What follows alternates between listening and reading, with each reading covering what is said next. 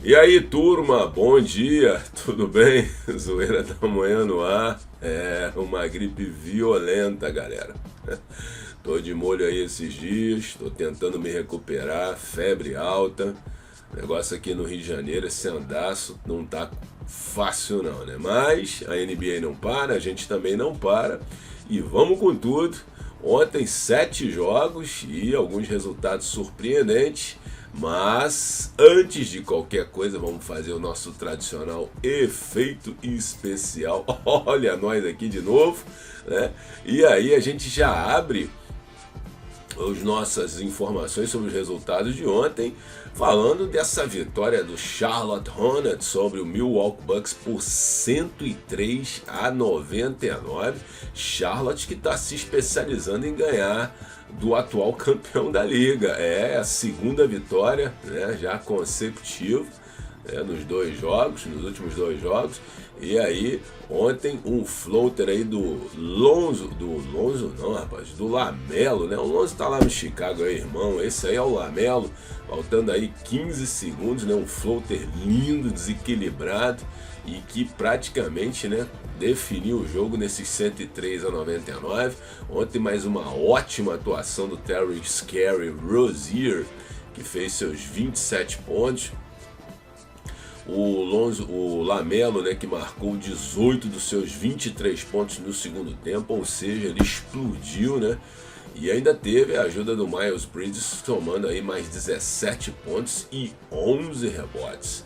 O Hornets que venceu 6 dos seus 8 últimos jogos em casa, né, melhorando a sua campanha de 12 vitórias e 5 derrotas. Né? Pelo lado do Bucks, o Middleton fez 27 pontos, pegou 11 assistências e o Antetokounmpo, como sempre, né, a fera, 26 pontos, 13 rebotes, 8 assistências, né, mas insuficiente, né, para poder tentar, né, descontar aquela derrota do último sábado, que foi 114-106 para o Hornets, e dessa vez, né, ou melhor, né, mais uma vez, o desfalque importantíssimo do Drew Holiday, né, que é o armador principal desse time. Com isso, o Middleton é forçado a jogar de armador, e aí ele acaba cometendo alguns erros, né? Porque não é muito da do Middleton tentar armar o jogo. Lógico, arma, mas não é pro tempo inteiro. E aí a coisa complica demais, né? E com isso o Hornets, né, mais uma vez subjugou o Bucks. Lembrando que do lado do Bucks, o Connaughton voltou para Milwaukee com problemas. Grayson Allen e George Hill estão no protocolo de Covid, né? E o Hornets, que ontem teve o Kelly Oubre Jr. entrando no protocolo de Covid, né? O Oubre Jr. que vem aí jogando muito bem nos últimos jogos. Para vocês terem uma ideia, nos últimos 2 jogos, média dele de 25 pontos. Tá fácil? Tá difícil, né, enfrentar esse Hornets. Muito bom, muito bem armado, né? Time jovem e que vai dar muito trabalho lá na frente. O Bucks volta a jogar contra o Golden State Warriors na próxima quinta-feira, e o Charlotte vai a Filadélfia enfrentar os 76ers, né? Pedreira para os dois lados, né, companheiro? Ontem também tivemos uma surpresa muito grande, né? O Detroit, né? O Detroit que vem tendo uma campanha daquelas terríveis, né, com 9 vitórias e 30 derrotas. Ontem pegou o Utah Jazz, amigo, não teve perdão não, 126-116. O Cade Cunningham conseguiu seu career right, né, com 29 pontos, 8 assistências e 5 bolas de 3. Novato jogando demais, né? E não é só isso, né? O Detroit, né, com essa vitória, né, que o seu técnico, né, realmente o Dwayne Casey, que está fora por causa do protocolo de Covid, e o Rex Kalmian, ele que está comandando aí, disse que realmente foi uma homenagem aí para o Dwayne Casey, que está nesse período todo fora, né, e a equipe estava merecendo uma boa atuação e também vencer um adversário lá do topo de cima da tabela, né? Isso aí ele deu todo o crédito, né, aos jogadores, né, e principalmente ao Cunningham, que acertou 10 dos seus últimos 12 arremessos no jogo. Isso daí foi, né, demais, essa belíssima vitória do Detroit em cima do Utah. Lembrando que o Donovan Mitchell marcou 31 pontos, né? O Spider teve muito bem, Hassan Whiteside teve 21 pontos e 14 rebotes, só que Rudy Gobert está no protocolo de Covid, faz muita falta defensivamente, e aí o Utah, que vinha de 10 vitórias seguidas sobre o Pistons, acabou sendo subjugado e perdendo. O Pistons, que não vencia o Utah desde 25 de janeiro de 2016. Esse time, quando ainda tinha Red Jackson, né, que hoje está no Clippers, que fez 29 pontos, e o Ilyasova com 16, né? E lembrando que desse time que venceu o Utah em 2016, não tem ninguém, né, que permaneceu no elenco até hoje. O Jazz vai enfrentar o Cleveland na quarta-feira e o Pistons vai pegar uma pedreira hoje. Pega o Chicago Bulls, companheiro. O negócio não tá muito bom pro Pistons, não. E a gente sai agora do Pistons e vai para o Boston Celtics contra o Indiana Pacers. Vitória do Boston 101-98 na prorrogação, companheiro. Não foi fácil, não. Vitória do Boston aí, Jaylen Brown, que marcou 26 pontos, o Tatum fez 24 e Robert Williams, terceiro, conseguiu aí 14 pontos, 12 rebotes, além, né, do tocaço, né, definitivo que evitou o empate do Indiana no finalzinho do jogo, né? O Sabonis, né, nosso Domantas Sabonis, o Samantas ficou com 11 pontos, pegou incríveis 23 rebotes, companheiro. E ainda deu 10 assistências, ou seja, o cara ainda arrumou um triple-double, mas não foi suficiente para poder evitar a derrota para o Boston. O Malcolm Brogdon, né, perdeu seu 9º jogo consecutivo porque está com lesão no tendão de Aquiles. Isso é complicado demais. Chris Duarte também afastado por motivos pessoais, e aí a gente não sabe bem o que é, né? E o Torrey Craig, que voltou depois de perder os 2 últimos jogos com dor na virilha direita. Ainda fora o Justin Anderson, o Bitadze, o Caris LeVert e o TJ Warren, todo mundo no protocolo de Covid, né? As equipes voltam a se enfrentar na próxima quarta-feira, ou seja, amanhã, jogando em Indiana, né? Esse jogo foi no TD Garden, agora eles vão lá para Indiana, né, a cidade industrial dos carros, né? E vão se enfrentar lá na próxima quarta-feira.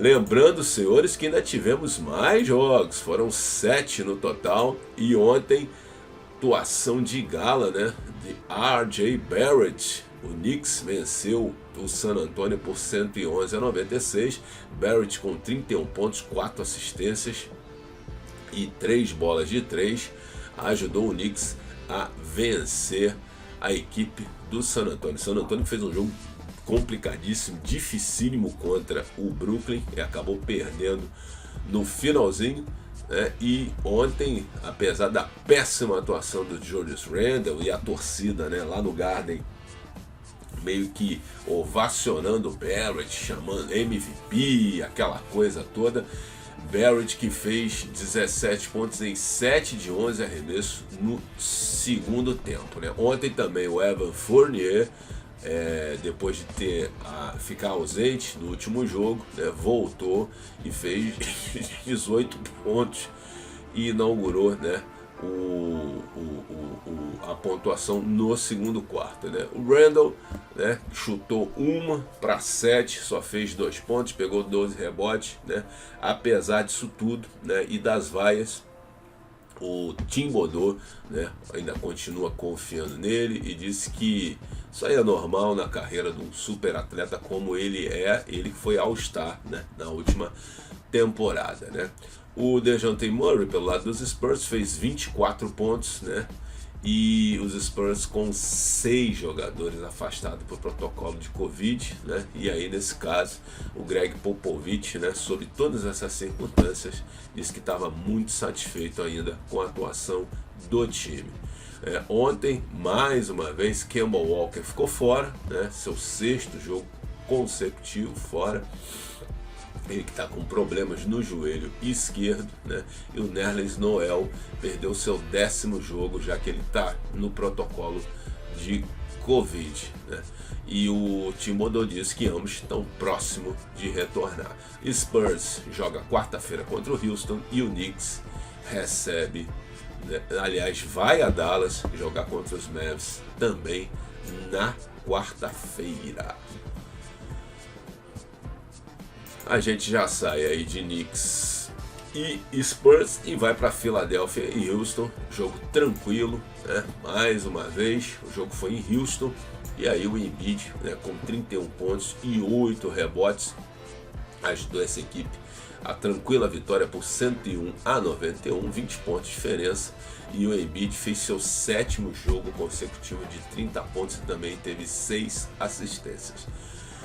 Ele é o 2º jogador na história da liga a marcar exatamente 31 pontos em 4 jogos consecutivos, né?